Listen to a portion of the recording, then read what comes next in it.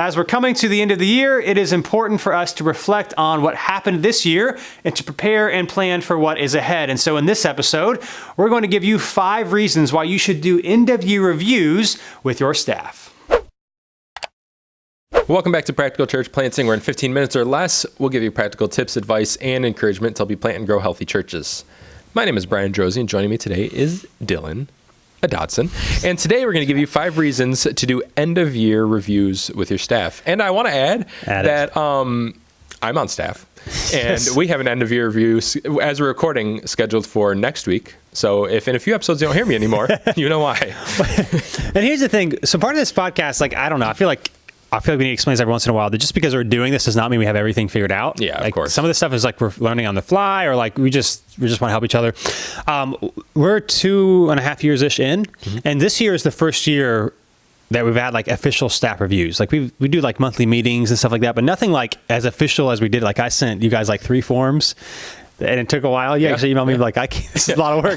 Doing it before work, I was oh, hold up, I gotta take more time. But there's one that I have, a form that I have that I'm going to do for each staff member. There's a form that each staff member reviews himself, and there's an anonymous form that each staff member reviews for me. And I'll see if we can maybe include these in the show notes. I don't know if you Google Forms, and you can take them and adapt them for you. Yeah, that's good. We'll include them in the show notes, and we'll also post it to our Facebook, Practical Church Planting Facebook page, for people to get there. And so we're doing them for the first time this year, and these are some of the reasons why. And I would say, last thing I would say is, and it may be a generational thing, but I have, as a lead pastor of New City, have always kind of shied away from this idea of being a boss. I don't know if it's just I don't know. But what I've found is that if you want your team and people to grow, there are times where you have to do things and have hard conversations for the good of your team. And I think this is one of the things, especially if you're a younger church planter, you could feel I don't want to give people a review. I don't want to tell people what they do. But it's if people are going to get better, we have to do these sorts of things. You got to be bossy. Sometimes. You got to be bossy. The only thing I would add is if you're listening to this and thinking staff, what are you talking about? This can go for paid, unpaid staff. Yep. If someone's on staff, if you had that discussion that maybe we can't pay you, but you have the responsibility of a staff person, whether they raise support or if it's volunteer staff. But if they're have the responsibilities of a staff person, then I think this is okay to do. Or if they're future staff, you want to get yourself in the rhythm of it. And part of this is you get better as you do it. So start when it's informal and not a big deal, and then you can add as things go, and you have some experience. And so here are 5 reasons that you should do them and why it'd be helpful. Number 1, to help bring clarity in performance. And I feel performance is for some people, it's well, it's church, you can't talk about that. But it's we want, yes, you can. we want to do well. Yeah. We want our churches to do well. We want our people to do well. And sometimes it can be, if you don't have regular rhythms of connection and feedback, it can be awkward and hard to have maybe difficult conversations. But when they're already scheduled in, or when things don't happen by surprise, it helps everything go a lot better. And I think sometimes problems are people just there's not clarity on what's expected or who's supposed to do what, and it can cause frustration, when really it's just if we had gotten together and talked things out and been more clear, it would have gone better for everybody. Yeah, I think... what do you think, Brian? I think a lot of things. No, I think it's kind of unfair to not give someone honest feedback on their performance. So in other words, if you get to a point, and God forbid this ever happens, but you get to a point where hey, we kind of need to let somebody go because of their performance, not because of a moral issue, but because of it's just not working out, and you've never had those discussions before, and they have no idea there's any issue. I don't regardless of how bad their performance is, I don't think that's fair. I think and hopefully that those discussions aren't just once a year in your year-end review, but it provides a good platform to be able to have these discussions of hey, maybe things are great, but here maybe are the ways that we need to improve. And then if those don't end up improving, and it becomes time to let somebody go or move them to something else or whatever, then it's kind of it's kind of expected, or maybe not expected, but we have this understanding that we've obviously been discussing this and it's not improving. Yep. So what do we do from it? And the flip side too, if someone's doing a good job and they don't know. Yeah. The tricky part is everyone wants to be recognized and encouraged in different ways. But if somebody's doing a bad job and they don't know, and then that leads to bad things, but they were never told, that's not fair to them. But if people are doing a good job and they don't know, for all you know, they could feel like they're doing a terrible job. Mm-hmm. And maybe just some encouragement would just oh, you're actually doing it's just for both ends of the spectrum. Yeah. If there's not clarity, it can lead to a lot of problems all over the place. One thing I'll add to this, if, like you said before, if you're kind of thinking this is a church, this isn't a business, and we're not supposed to get too non-church about it, whatever. If you're thinking like this is a little bit too like corporate or whatever, I would say one thing that Dylan said to us when we were launching is we were like kind of like forming our staff and like what we are is that, and I think it's totally true, is that churches are the place where people go and how did you phrase it? People assume that don't work hard go to work. Yeah. Like the lazy people go to work. Lazy people work at churches, basically, is long story short, which I think has a lot of truth behind the reason that people believe that. Because there's a lot of like more informal things that happen in like, especially in a church plant, like there is an element of come and go as you can and things like that. And so, but I think you got to be able to have some of these like structures in place and things that like, I know this is maybe it's a more laid back environment. For us, it kind of is, maybe it is for you, but this is still something that we have something really important we got to get done. And so we got to have some of these discussions. Yep. So clarity and performance, how are people actually doing? Yeah. They need to know. Number 2, it also gives you an easy conversation for expectations for next year, both for things to improve upon, which everybody can improve upon, and also like goals that you want to accomplish. Like if you're not being clear about how people are doing and how, you can't set goals for what you want them to improve upon and do for the next year. But again, like nothing happens. And I will talk about this in just a second, but like to get better, it takes intentionality. Like like things either get better or they get worse. Like they don't stay the same. True. And if so all that to say, like if you want next year to improve, there are things that you want maybe your staff or other people in your organization or your church to do better at, and there's no conversations. Like it's not fair if you get frustrated with them about it. Like I remember, I forget what the book is called. It's written by these 2 ex-Navy SEALs. Man, I don't know. Is it the ownership? Yeah, it's extreme ownership. That one? Yeah. And literally the title of the book like gives away the main point. And the main point is like, if there's ever in your organization or in your team, if there's ever an issue, the problem is you. Yeah. Like if you owned everything that happened, especially if you're a leader or you're one of the leaders, instead of saying, well, why is this not happening the way I want it to do? Why is this person not performing? The question is, have I been clear? Have I developed them? Have I spent time with them? Have I done everything that I can?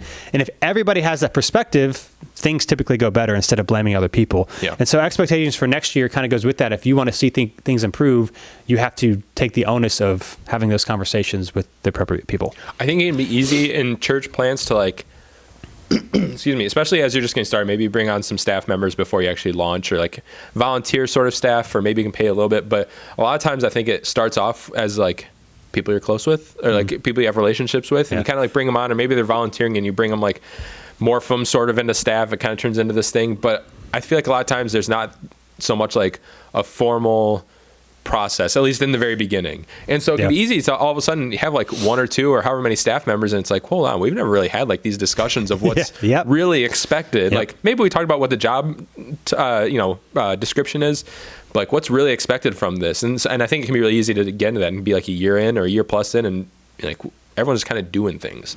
And so to have that discussion of like, regardless of what happened in the past, this is what we want to move to. This is what's going to be coming up this next year. And we want to be on the same page with it, instead of, because I think you can get really frustrated just hoping somebody does all these things, but if you don't communicate to them, you're going to get really frustrated, and they're going to get really frustrated. And that's part of our story a little bit, is like, we were super informal, but as we've grown, like we're moving into a new space in a few months, like, if we want to get better, like we got to figure some of these things out. And so stuff like end of year reviews are really helpful for that. So expectations for next year.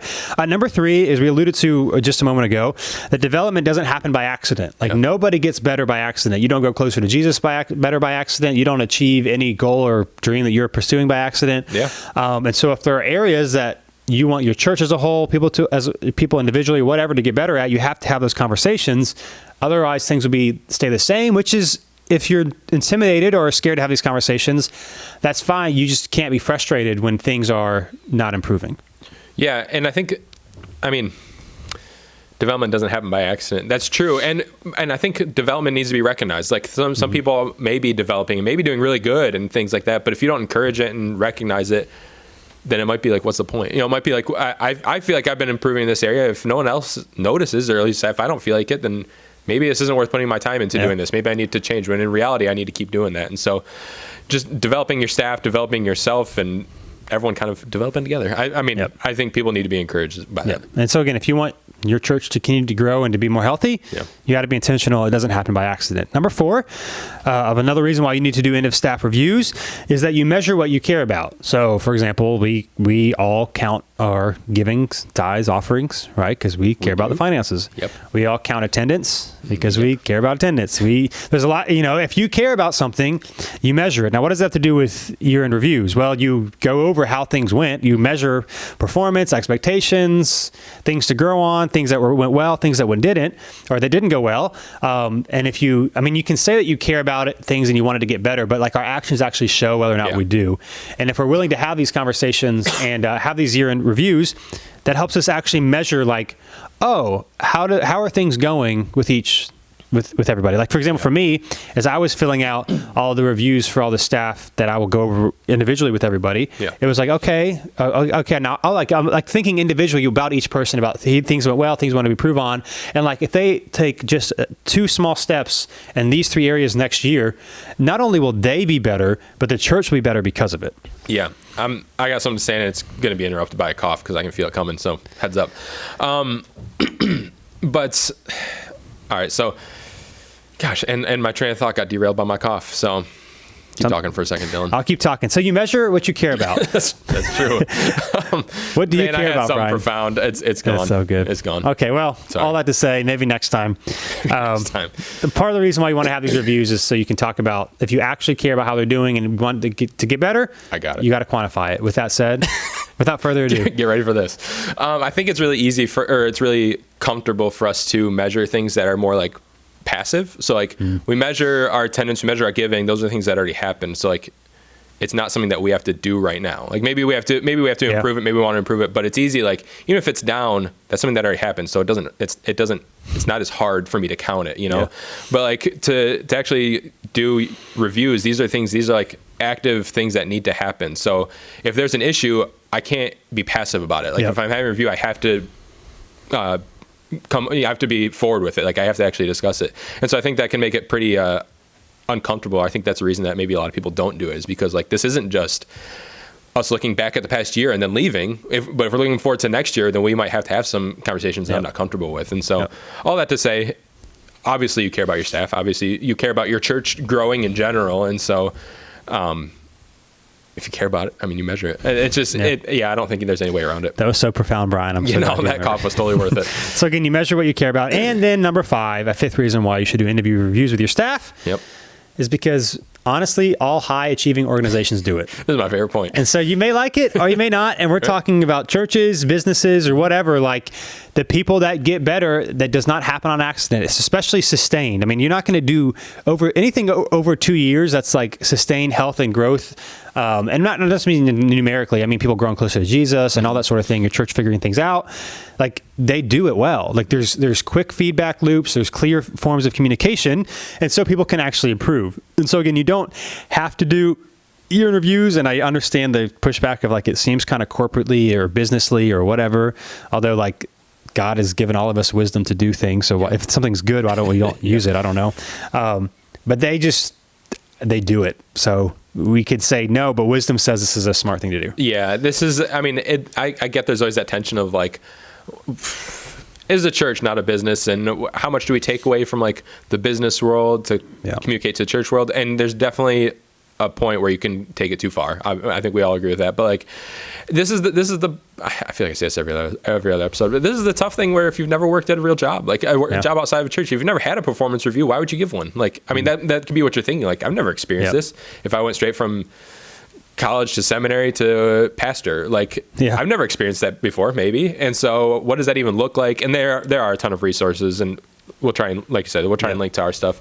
But even like, not by any means is ours the best. There's tons of stuff out there for it, but this is definitely one of those things where learn from organizations, churches and otherwise.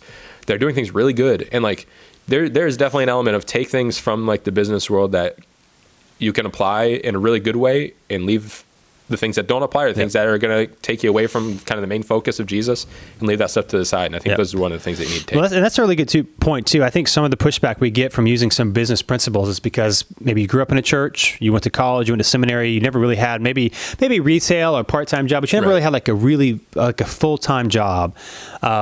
in the corporate world, and so we assume all these things are bad. Yeah. Or maybe you worked at a church and the church you're a part of never did it, and the church that you're a part of seemed to be okay. Right, true. And so we've never experienced like how helpful these things could actually be. And so I guess another way you could say it is like, don't knock it till you try it. Yeah, that's a good way to put it. Yeah. Don't knock it till you try it, because they're really helpful. And I don't know, ask Brian in 2 weeks. It's helpful for you, it, so. but like it's helpful for your staff at the end of the day. Like it's not just a you thing; it helps them too. Yep.